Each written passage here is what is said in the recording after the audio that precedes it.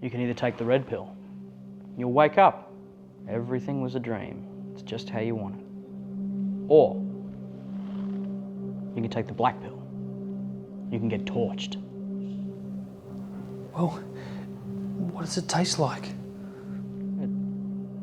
doesn't taste like, it's a pill. It doesn't taste like anything. Well, why do they have odorless fish oil tablets? I don't know, it doesn't taste like anything. Okay, just pick one.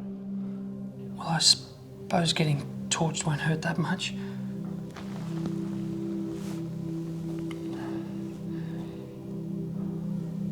I don't feel anything. Wait for it. Oh, wait. I just got a new client.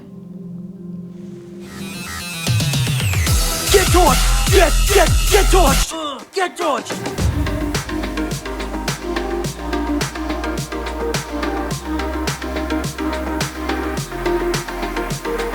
Guys, I'm so excited. We're back. In fact, I'm so excited, I kind of feel like this guy. What's coming home? It's not brown. I mean, he is going crazy. Oh my goodness. He's like putting on a show. Guys, welcome back to the vlog. Ben, Brandon, torched is what we're here to talk about.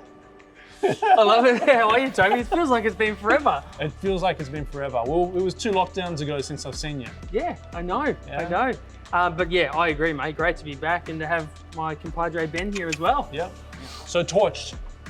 Tell the audience, what's torched? What's happening? By the way, first. This guy's the filmmaker. He's the brains, right? But I try.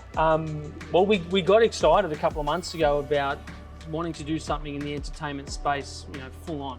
Yep. And so we launched our business called TorchT, which is gettorch.com. Yep. And it's literally that. We want to put a torch and a flame to businesses and brands.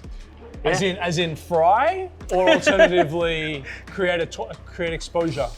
We want to create exposure. We want to set it alight. Yeah, great. Entertain first. Boom goes the dynamite type of stuff. Definitely, yes. definitely. So we're sort of changing. We want to try and change sort of the, you know, advertising landscape to focus on entertainment first, you know, rather than trying to sales pitch everything, you know, because you can see straight through a sales pitch. I've been seeing videos on LinkedIn of people trying to sell and stuff, and you know, it's not hitting me as much as comedy and entertainment would. Yep. So yeah, that's we talked about Casey Neistat. Yeah, totally. Right? Casey Neistat, huge fan of him, out in New York, lives in Los Angeles, power to the West Coast at the moment, but he's an amazing storyteller. Oh yeah. Yeah. And the amount of stuff that I bought the booster board. Oh yeah. I bought the Super 73 push bike. I tried to buy a drone, but thankfully my boy over here, James Shadrack, actually has a drone, so I didn't have to buy that. But it's amazing how much stuff he's sold me without actually selling, because he's just telling the story. And I think we're in a time and place right now where authenticity and comedy I think comedy really right now is Totally. Definitely.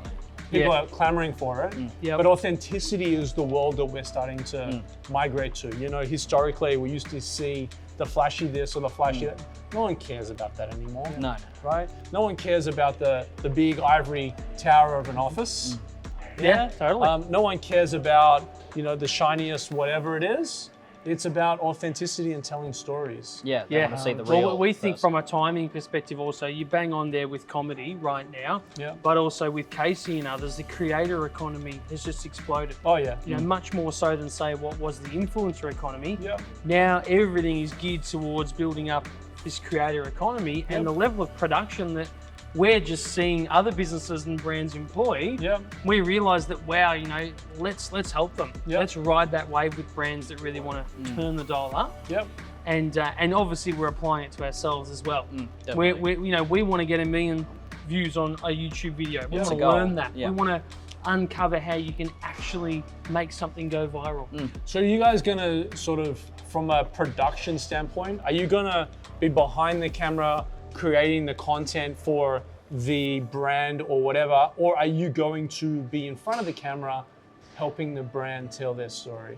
Both. Well, yeah, both. Yeah, both. Yeah. You know, we're sort of really trying to interject our personalities as characters. You know, we're trying to be more confident in being in front of the camera all the time, and you know, just sort of pushing new characters and trying out different things, what works, what doesn't. So we're in that kind of phase at the moment. But Yeah, no, we're probably mostly behind the camera, but it'd be really cool to. Yeah, I think the reason why I got triggered on that question was the creator economy.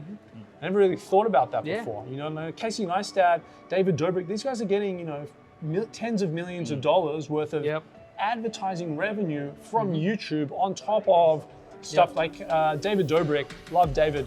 He's got his own merch. He's a brand. Yeah, he's got his own stuff. Like, he's making millions of dollars on the merch side. On top of the fact that he's got 20 million subscribers on YouTube. On top of the fact that he's doing stuff for SeatGeek all the time and giving cars. I think there's a huge opportunity. Those best practices you talk about often exist in the US, and there's not a huge reference structure for people who've done it on that scale here. We would love to help someone uncover that here in Australia. We model a lot of what we do and try to learn based off what's happening in the States. Totally.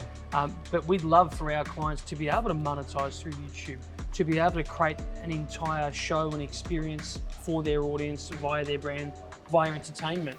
We think that's what customers want. Definitely. They don't want to watch and explain a video. No, I think you guys are onto something quite exciting, to be honest with you. I'm like, in my head, I'm already thinking about the worlds of possibilities. Yeah, totally.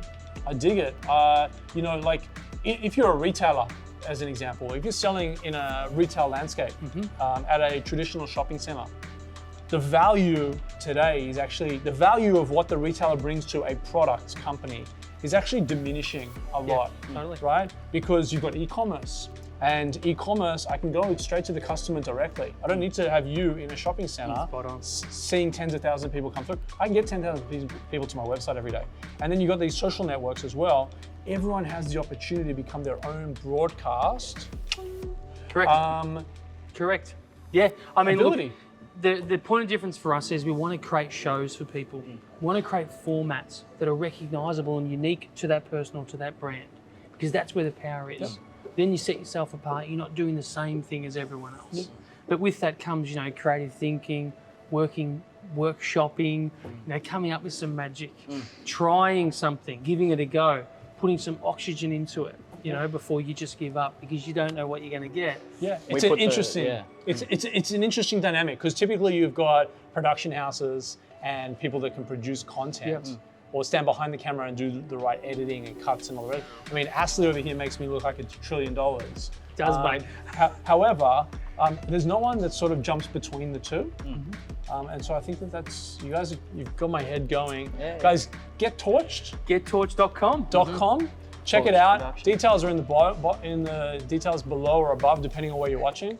And guys, go check them out. If you need some content, give them a crack. I will. Thanks, Toby. All right. Thanks, mate. Thanks, guys. Thanks for the chat. Cheers. Nice. Thanks.